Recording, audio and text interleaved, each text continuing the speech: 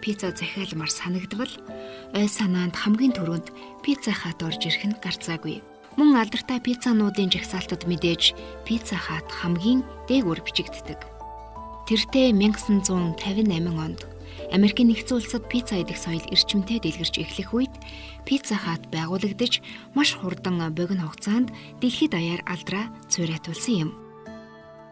Анх оюутан ах дүүс нийлж ердөө $600 эхлүүлсэн бизнес нь өдгөө түргэн хоолны салбарт дэлхийд тэргүүлэгч мөн магадгүй өнөө цагийн хамгийн амжилттай пицца үйлдвэрлэгч болж дэлхийд даяар 110 гаруй улсад нийт 19,866 салбартай Монгол улсын хүн амын 10% тэнцвүүц тооны ажилтнтай үйл ажиллагаа явуулж байна. Сонирхолтой баримт дурдхад 2001 онд дэлхийгээс сансрын станц руу пиццаг хүргэсэн анхны компани болсон билээ. Instagram дээр 1.8 сая, Facebook дээр 33 сая, X платформ дээр 1.6 сая дагагчтай бөгөөд эдгээр тоог нэгтгэвэл Пицца Хат нийтдээ 35.6 сая гаруй дагагчтай бөгөөд үүгээрээ дэлхийн түргэн хоолны сүлжээнүүдийн дунд 4-р байранд орж байна. Ер нь ямар ч бизнес жижиг зүйлээс эхэлж амжилтанд хүрэх хүртлээр багагүй саад бартааг туулсан байдаг. Бид өмнөх дугаарууд дээр дурдсанчлан алдарт Samsung ногоо бэлэн гомингийн мухалгаас Apple нэгэн жижиг гаражаас та бидний идэх дуртай KFC хүртэл шатхуун түгээх станцын зоогийн газраас гараагаа эхлүүлсэн байдаг. Хүссэн дээд түвшиндээ хүрэхэд цаг хугацаа, уухгүй хөдөлмөр, сайн маркетинг хэрэгтэй. Хэдий сайн хөдөлмөр байгаад ухаалаг маркетинг байхгүй бол амжилт олоход хэцүү. Бизнесийн амжилтад мэдрэмж, компани засаглал, бүтээлч санаа, дайта хурлаг, геополитик, цаг үеийн байдал, хувь төрөг гээд маш олон зүйлс нөлөөлдөг. Бүгдийг тэгээс эхэлсэн дэлхийн шилдэг компаниуд хэрхэн оргил өөд мацаж, унаж босож, шантарж, тэмцэж, ялагдаж, ялж өнөөдрийн амжилтанд хүрэв. Энэ бол бизнесийн ноён оргилууд цуврал нэвтрүүлэг.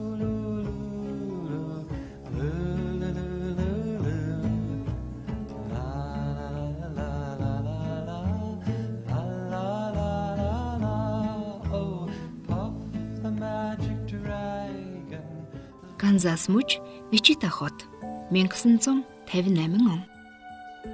Тухайн үед Америк оронд пиццаны соёл одоогийнх шиг төдийлөн дэлгэрээгүй байлаа. Үүнийг бизнесийн маш том боломж гэж харсан ах дүү хоёр ээжээсээ $600 зээлж хотын төвийн хөл хөдөлгөөн ихтэй бүсэд байрлах жижигхэн байшин түрээслэн пицца зарж эхэлжээ. Үүнийг Пицца Хат хэмээн нэрлэснээр бүх зүйлийн эхлэл болсон түүхтэй. Харин Пицца Хат гэх нэрний тайлал юу вэ гэвэл зүгээр л самбар дээр нь 8 үсэг багтаж байсан учраас ийхүү нэр идэжээ. Тэд тухайн үедээ цаг үеэ маш сайн мэдэрч нээлтийнхээ үеэр үнгүү пицца тараах гэх мэт ухаалаг айхтар маркетингийн арга хэрэглэж байлаа. 6 сарын дараа шинэ салбараа нээж, 1 жилийн дараа гэхэд 6 салбар нээгдснээр франчайзинг бизнесээ эхлүүлжээ. 1960-ад оны ихэнх үед гэхэд Пицца Хат улам нэр хүндтэй боллоо. Энэ нь тэдний хүчтэй, мэдрэмжтэй, сурталчилгаатай холбоотой байсан юм. 1968 онд Пицца Хатын анхны гадаад дахь салбар нь Канадад нээгдэж, улмаар өөрийн гэсэн танигдах өнгө төрхтэй болохоор шийдснээр ресторануудын алдартай улаан дээвэр мэндэлсэн билээ. Харин удалгүй Герман, Австрали салбаруудаа нээж 1971 он гэхэд Пицца Хат дэлхийд даяар 1000 гаруй салбар нээснээр борлуулалт болон ресторануудын тоогоор дэлхийд номер 1 пиццаны сүлжээ болж чадсан юм. Энэ үед Нью-Йоркийн хөрөнгийн бирж дээр хувьцаагаа арилжаалах таатай боломж гарсан бөгөөд 1972 онд Пицца Хат олон нийтэд хувьцаагаа гаргасан түүхтэй. IPO нь маш амжилттай болж хувьцаа нь $11 нээгдээд өдрийн төгсгөл $32 болж өсөж байлаа. Тэгээд 1977 онд төрсэн ах дүү хоёр Пицца Хата PepsiCo компанид $320 сая зарсан ч үүсгэн байгуулагч Фрэнк Карни 1980 он хүртэл Пицца Хатын ерөнхийлөгчөөр ажилласан байна. Ингээд Pizza Hut-ыг KFC, Taco Bell-ийн хамтаар Yum Brands компани харьяанд багтаж байна. Pizza Hut-ийн анхны телевизэн сурталчилгаа 1965 онд цацагдсан бөгөөд тухайн үед тун шинэлэг санааг илэрхийлж байлаа. Гэхдээ дан ганц сурталчилгаагаар хязгаарлагдахгүйгээр 1980-ад оны алдартай кинонуудыг ч спонсорлож байлаа.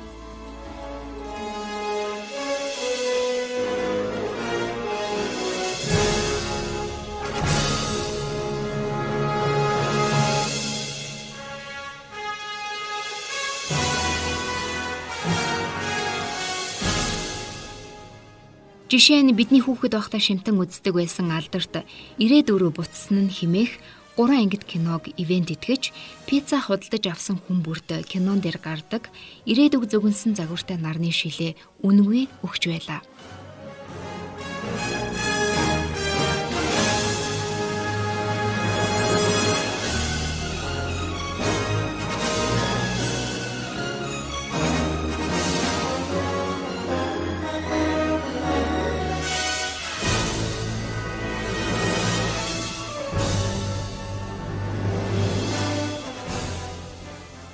Мөн киноны хэсгүүд сценүүдэд бүтээгдэхүүнүүдийг оруулж, зарим хэсэгтээ сансрын хэв маягтай Pizza Hut-ийн лого хүртэл оруулсан байна.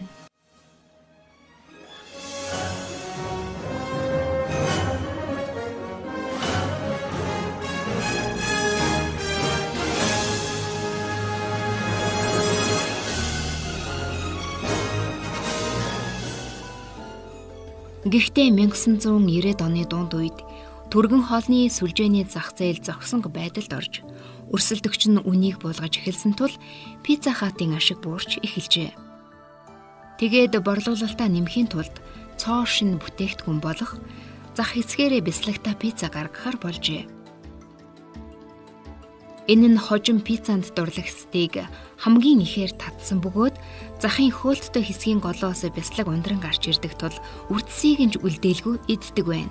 Гэхдээ хүмүүс амтлагааг идэж байхдаа ч тийм ч дуртай байгаагүй учраас хүчтэй гэхэд дэндүү хүчтэй нэгэн реклам хийх болсон байна.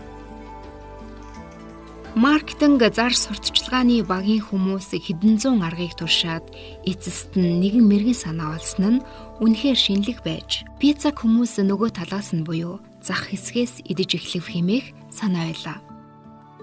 Энэ нь ч үр дүнгээ өгч төсөөлж байснаас ч илүү амжилтыг авчирснаар бүх цаг үеийн хамгийн амжилттай телевизэн сурталчилгаануудын нэг болсон билээ. Рекламд тухайн үедээ хамгийн их шуугиан тарьж байсан Дональд Трамп, Ивана Трамп хоёр тоглосон сонирхолтой. Гэхдээ тухайн үед тэд гэрлэлтэд цуцлуулж аль хэдийн салсан байсан ч дэлхийн нийтэд ийхүү пиццаны рекламаар хамтдаа гарч ирнэ гэж хинч төсөөлөөгүй байсан юм. Рекламны төгсгөлд Ивана сүүлчийн зүсмийг авахыг хүсэхэд Трамп үнэн дээр чи зөвхөн талыг нь л авах эрхтэй гэж хэлдэг хөгжилтэй хэсэг гардаг. Ингээд шинэ пицца ухаалаг реклам хоёрын ачаар 1995 онд Pizza Hut-ийн борлуулалт нь 16%-аар нэмэгдэжээ. Энэ нь тухайн үедээ Дональд Трамп Pizza Hut-ыг аварсан ч гэж хэлж болохоор байлаа. Үүнээс хэдхэн жилийн дараа 2001 онд нэгэн онцгой үйл явдал боллоо. Гэртээ эсвэл ажлын офис дээрээ пицца хургуулж иднэ гэдэг өнөө үед энгийн зөвлөж тухайн үед хот улс төв дамнах байтугай сансарт пицца захиалан иднэ гэдэг бүтэмжгүй мэд санаа байх нь гарцаагүй.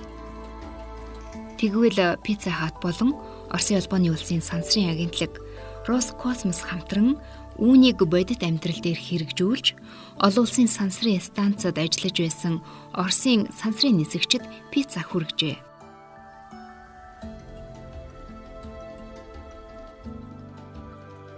Энэ санаа анх маш боломжгүй мэт санагдж байсан ч Pizza Hut өвөрмөц маркетингийн санаа болгон хэрэгжүүлэхээр шийдсэн юм. Сансарт пицца хүргэхийн тулд олон төрлийн техникийн бэрхшээлийг даван туулах шаардлагатай болсон нь мэдээж. Энэ төслийн хүрээнд Pizza Hut тусгаалan бэлтгэсэн нэмгэн гурил бяцлагтай пиццаг сансарт амжилттай илгээж чадсан юм.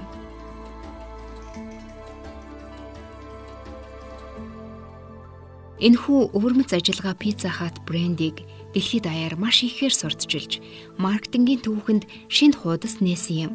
Түүнчлэн хүн төрөлхтний сансарт хоол хүргэх анхны туршлага болсон билээ. Он цаг явсаар 2012 онд Pizza Hut-ийн борлуулалт дахин буурч эхэлсэн бөгөөд 2014 онд компани зүгээс дахин шинжилэл, ребрендинг хийхээр шийдсэн байна.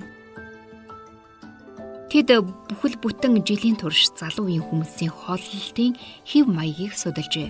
Тухайн үед Pizza Hut-ийн маркетингийн захирал Jared Drinkwater хэлэхдээ Америкчууд улам бүр шинэ өвөрмөц эдгээд органик төрлүүдийг туршиж үзэх сонирхолтой болж байна хэмээжээ. Үүний дагуу Pizza Hut логогоо шинжилж, дэлгүүрийн дотоод орчин веб сайтаа өөрчилсөн бөгөөд 11 төрлийн шинэ пиццаны сонголт нэмжээ. Энэ шинжилгээний хүрээнд The Flavor of Now нэртэй сурталчилгааны компанид ажлыг эхлүүлсэн байна. Гэвч шинэ цэс нь хэрэглэгчдэд тийм ч их таалагдсангүй. Шинэ амтан залуусыг татах зорилготой байсан ч туршилтын орцууд хүмүүсийн хүсэн хүлээж байсан зүйл биш байв. Энэ шинжилэл хэрэглэгчдэд Pizza Hut яг юу болох гэж байгааг ойлгомжгүй болгож, хуучин үнэнч үйлчлүүлэгчтэй ч тодорхой хэмжээгээр алдахад хүргэжээ. Иймээс компани шинжилэл хийснээс ердөө жилийн дараа стратеги дахин авч үзэх шаардлагатай болсон байна. Pizza Hut-ийн тухайн үеийн Америкийн нэгдсэн улсын захирал Artie Starrs ч 2018 онд манай нөөц бололцоо хэрэглэгчийн үнэнч байдлыг нэмэгдүүлэх гар утасны аппликейшн хүргэлтийн үйлчилгээг сайжруулах төвшөнд хүрээгүй байна гэж дүгнсэн байна.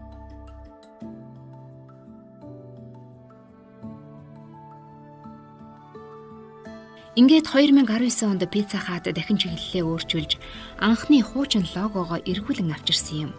Мөн Mireille Radley брэнд хариуцсан захирлаар томилогдсон стратеги болон маркетингийн шинжилгээг удирдахаар иржээ. Түүний үзснээр хүмүүсийн дурсамжид байдаг Pizza Hut-ийн анхны брендийн дүр төрх үнэт зүйлсийг сэргээж, хэрэглэгчдийн зүрх сэтгэлд дахин хүрэх нь амжилтын төлхөр гэж үзсэн байна.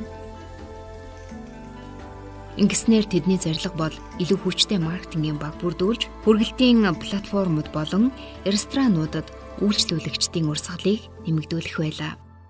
Мөн онлайнаар захиалах системээ ч сайжруулж, хүргэлтийн үйлчилгээнд дээр нэлээдгүй хүч хаяж байлаа. Энэ нь ч үр дүнгээ өгч, цар тахлын үед онлайн хүргэлт дээр төвлөрч, цахим захиалга аппликейшнүүдэд сайжруулсан байна.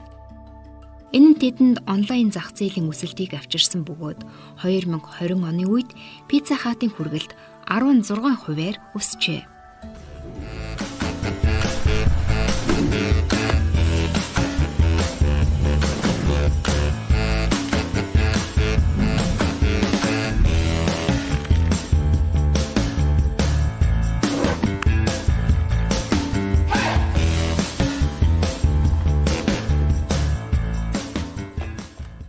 Анх $600 хөрөнгө оруулалтаар эхэлж дэлхийд даяар 110 гаруй улсад нийт 19,866 салбартай бас Монгол улсын хүн амын 10%-тай тэнцвүүц тооны ажилтнтай болсон энэхүү аврах пиццаны сүлжээ Төв Азийн цээж нэмэрлэн ирж 2014 онд Монгол улсад нээгдсэн түүхтэй.